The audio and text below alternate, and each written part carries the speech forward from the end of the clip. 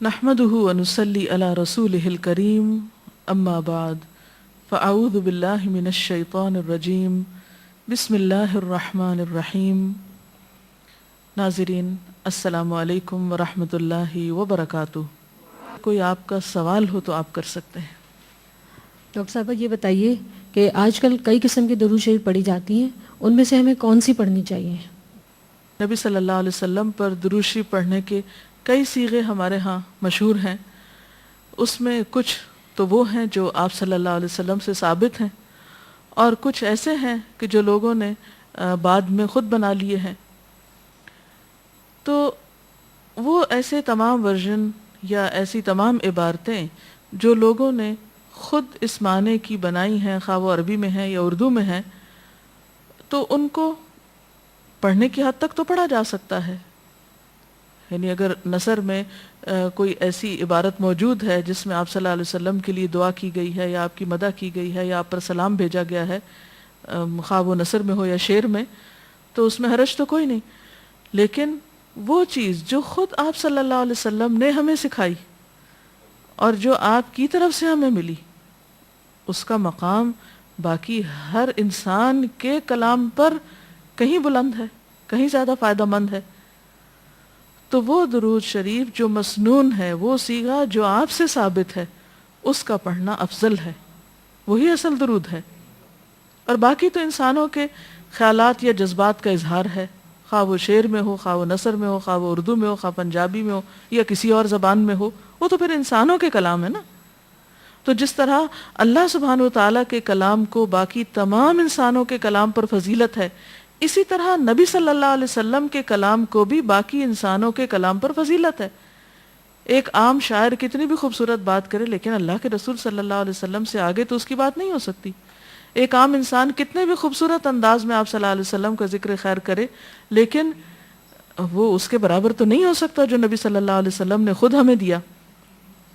تو بہترین صیغہ وہی ہے جو ہم نماز میں پڑھتے ہیں، جسے درود ابراہیمی کہا جاتا ہے، اور اس کا پڑھنا باعث اجر و ثواب ہے اور اس میں کوئی شک ہی نہیں.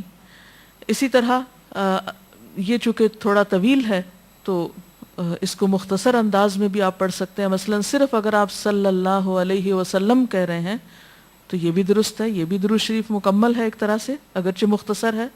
اسی طرح اللہم صلی وسلم علی نبینا محمد، یہ بھی آپ پڑھ سکتے ہیں. صلی اللہ علی النبی الکریم کہہ سکتے ہیں.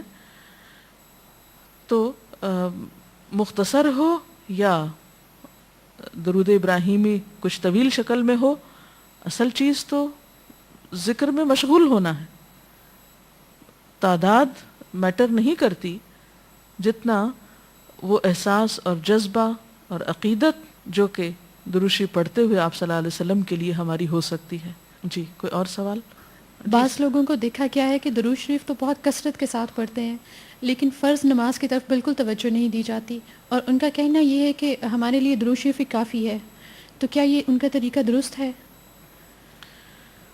بات یہ ہے کہ دین کے معاملے میں ہم اپنی مرضی سے کوئی تبدیلی نہیں کر سکتے، یا دین کے مفہوم ہم خود متعین نہیں کر سکتے.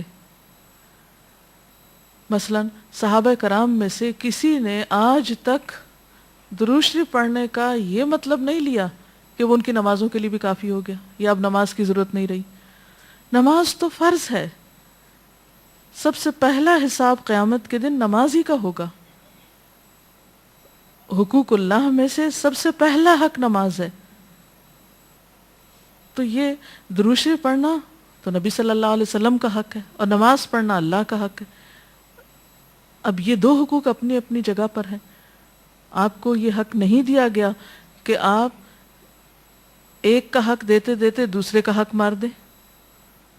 لہٰذا یہ کہنا بالکل درست نہیں کہ درود شریف نماز کی جگہ پر بھی کافی ہے یا نماز کی اب ضرورت نہیں رہی، صرف درود شریف ہی کافی ہے. یہ پھر حد سے بڑھنا ہوگا، اعتدال سے نکلنے کی بات ہے. تو ہمارا دین ہمیں اعتدال سکھاتا ہے، ہر چیز اپنے مقام پر ہی خوبصورت ہوتی ہے. جی کوئی اور سوال؟ مومن جو ہے وہ جنت میں جا کر کیوں حسرت کرے گا، حالانکہ مومن کا تو مقصد یہی ہوتا ہے کہ وہ جنت میں چلا جائے، پھر بھی مطلب وہ کیوں اس پر حسرت کرے گا؟ اب دیکھیے دنیا میں بھی بہت دفعہ ایسا ہوتا ہے کہ مثلاً ایک کھلاڑی ہے، بہت اچھی اس کی پرفارمنس ہے، ٹیم کامیاب بھی ہو جاتی ہے، لیکن اس کے باوجود اگر کہیں کوئی کمی رہ جائے تو اس پر حسرت بھی ہوتی ہے کامیابی کے باوجود. مثلاً ایک طالب علم بہت اچھی پوزیشن امتحان میں حاصل کرتا ہے اور اس کے ساتھ بعض اوقات اس کو افسوس بھی ہوتا ہے کہ اگر میں تھوڑی سی محنت اور کرتا تو میں فلاں مقام پہ پہنچ جاتا. تو اسی طرح اگرچہ جنت میں جا کر انسان بہت خوش اور مطمئن ہوگا، لیکن اس کے ساتھ ساتھ اس کو اپنی کوتاہیوں یا اپنے کچھ فرائض کے بارے میں برتی غفلت پر افسوس بھی ہوگا اور حسرت بھی ہوگی، اور اس وقت انسان چاہے گا کہ کاش میں اس وقت کو اس طرح استعمال نہ کرتا، اس سے بہتر کاموں میں کرتا. اور ان میں سے ایک درود شریف میں کوتاہی ہے. جیسا کہ ہم دیکھتے ہیں کہ کچھ لوگ نبی صلی اللہ علیہ وسلم کہنے کے بجائے صرف نبی صلی اللہ علیہ وسلم کہتے ہیں، تو کیا ایسا کہہ سکتے ہیں؟